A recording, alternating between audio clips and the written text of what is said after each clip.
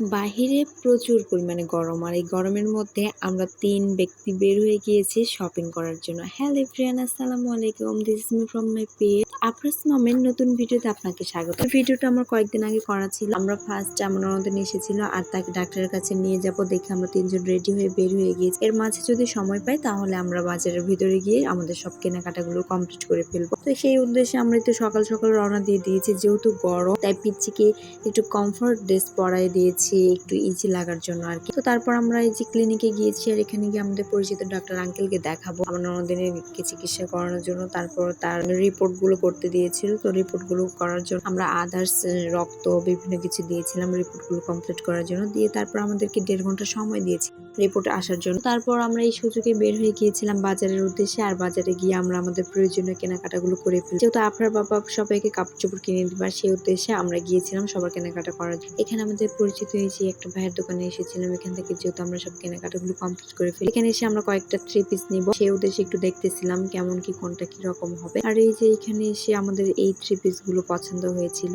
আর তারপর এগুলোর মধ্যে আমরা দেখতেছিলাম কোনটা ভালো হবে কোনটা কি কেমন হবে। আর কাপড় চোপড় সব ড্রেস আপের এত হিউজ পরিমাণে দাম যে একদম মানুষের মাথায় আগুন ধরে যাবে শুনে। তো এদিকে আমরা কেনাকাটা কমপ্লিট করেছি, আর এদিকে আমার মেয়ের এই যে প্রিয় হাওয়াই মিঠার, এটা দেখলে তো তার মাথা ঠিক থাকে না মাশাআল্লাহ। তো মাম্মামকে একটা হাওয়াই মিঠার কিনে দিয়েছিল তার ফুপি। তারপর আমরা সেখান থেকে আমার কাজিনের দোকানে গিয়েছিলাম, আর এইখানে গিয়ে আমরা আমাদের কয়েকটা ওড়না নিয়েছিলাম আর আরো টুকিটাকি বিভিন্ন কিছু কেনাকাটা করেছিলাম। তো তারপর সেখান থেকে কসমেটিকের দোকানে গিয়েছি, আর তারপর আমার হাজবেন্ডের এদের কাপড় চোপড় কেনার জন্য আমরা গিয়েছিলাম। তো তারপর সব কমপ্লিট করে নিয়েছি।